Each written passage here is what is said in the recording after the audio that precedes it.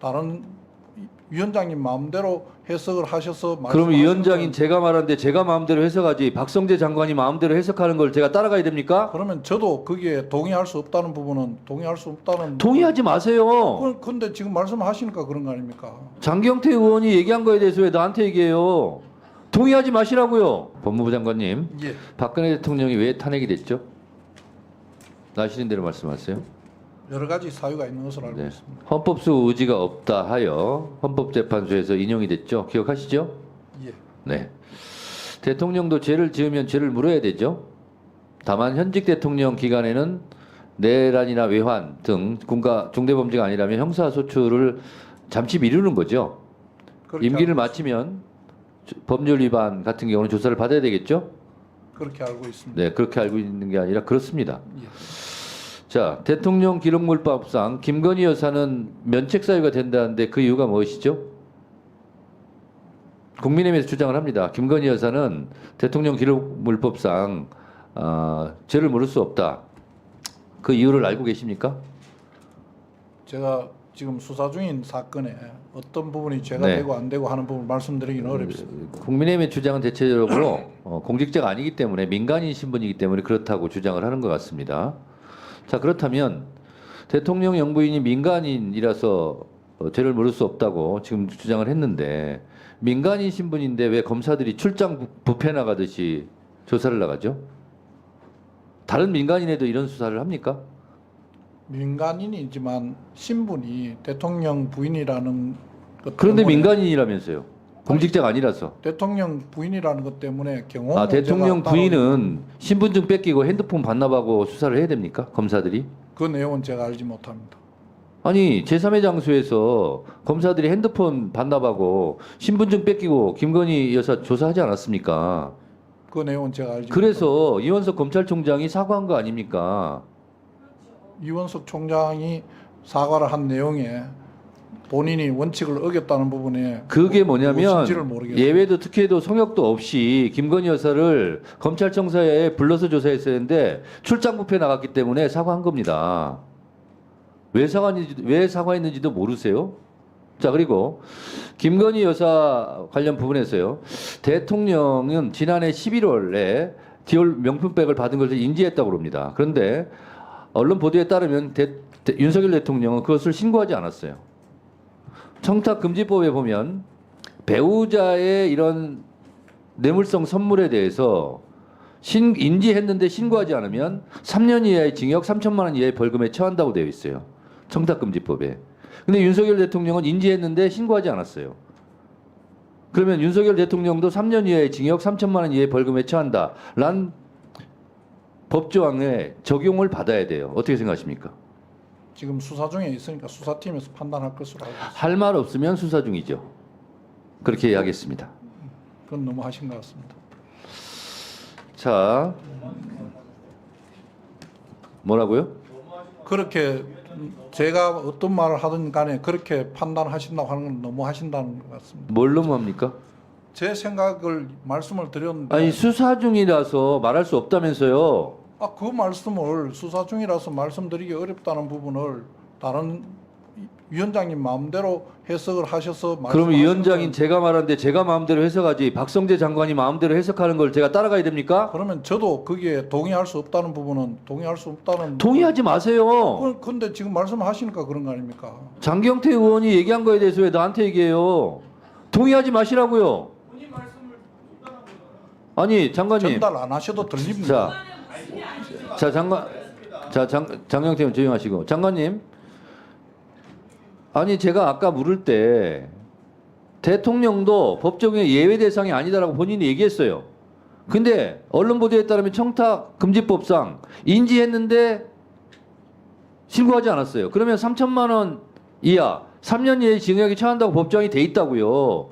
근데 그걸 적용하는 것이 맞지 않냐 그랬더니 수사 중이라서 말할 수 없다면서요. 그래서 그렇게밖에 말할 수 없는 것을 제가 이해를 해요. 법정형을 부정하는 건 아니고 그 법정형이 그렇게 돼 있지만 그 법정형을 적용해서 혐의가 있는지 없는지 판단은 수사팀에서 판단할 일이라고 말씀을 제가 드린 뭐라고 겁니다. 했습니까? 전제로 김건희 여사가 디올 명품백을 받은 것을 인지한 것이 지난해 11월인데 아직까지 그것을 신고해야 됨에도 불구하고 신고 의무를 이행하지 않았기 때문에 청탁금지법 3년 이하의 징역 3천만 원 이하의 벌금에 처한다는 법조항에 적용해야 된다고 나는 생각하는데 법무부 장관은 어떻게 생각하십니까? 라고 물었을 때 수사 중이라서 말할 수 없습니다. 라고 그래서 아 법무부 장관의 입장이 저렇구나 라고 저는 이해를 했어요. 수사 중이란 말밖에 뭘 더 하겠습니까? 대통령 처벌받아야 됩니다라고 어떻게 말을 할 수 있겠냐고요, 법무부 장관이. 그래서 그걸 제가 신모 원료 차원에서 그렇게 그냥 얘기한 겁니다. 아셨어요?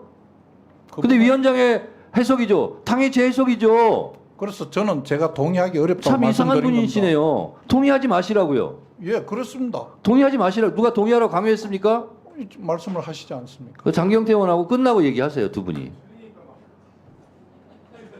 제 의견에 동의하라고 강요한 적 없어요, 장관님. 예, 알겠습니다. 다른 장관들에 비해서 법무부 장관이 참 뻣뻣하시네요. 그렇게 대단한 부처 장관입니까? 참 그냥 지나가도 될 일을 그렇게 토달고 그래서 본인한테도 별로 좋을 게 없어요.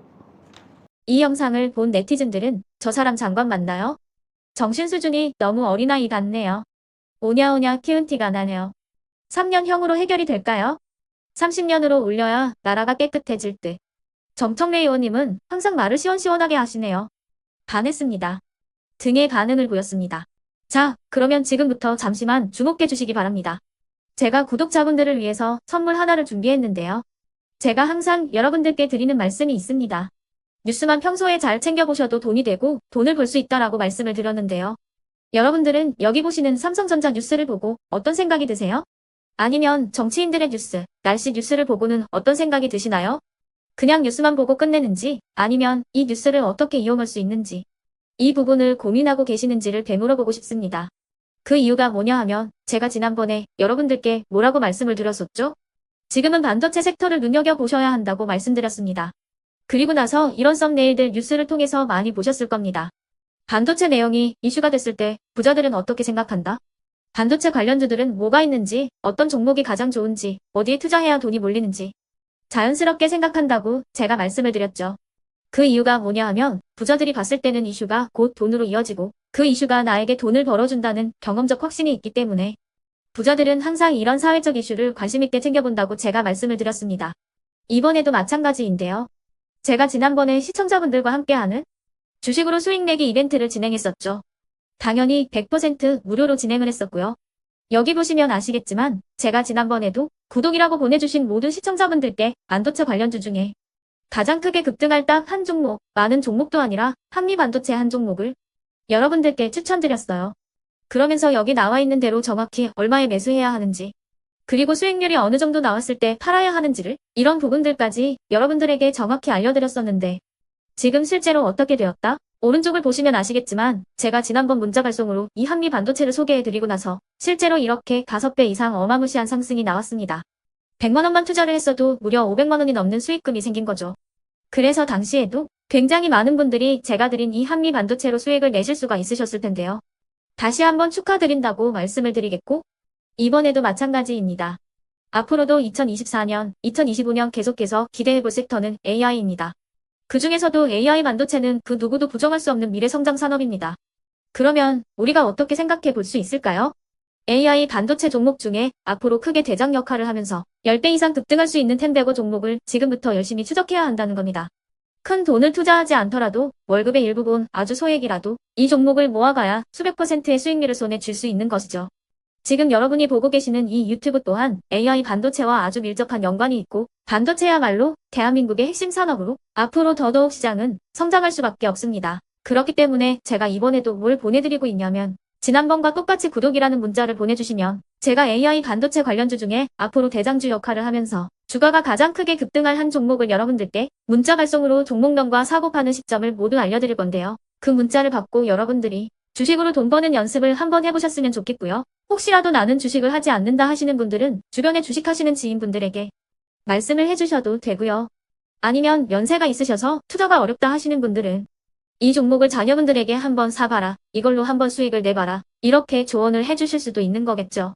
그래서 지금 이 영상을 보시는 시청자분들 중에 나도 이번 종목이 좀 궁금하다. 하시는 분들은요. 누구나 상관없이 그리고 어느 시간대나 상관없이 부담 없이 010-2514-5930번으로 구독이라는 문자 보내주시면 제가 이번에도 똑같이 무료 추천 급등주 문자를 보내드리겠습니다. 이해되시겠죠? 제 번호 010-2514-5930번으로 구독이라는 문자 보내주시면 여러분들이 직접 이슈를 통해서 돈 버는 연습을 해보실 수가 있는 거고 제가 돈을 받는 것도 아니고 투자를 대신해 드리는 것도 아니기 때문에 부담 없이 신청해 주시면 되는 겁니다. 그리고 수익이 나면 저는 다른 것은 하나도 바라지 않습니다. 제 채널에 구독, 좋아요 한 번씩만 눌러주시라 이렇게 다시 한번 말씀을 드리겠습니다.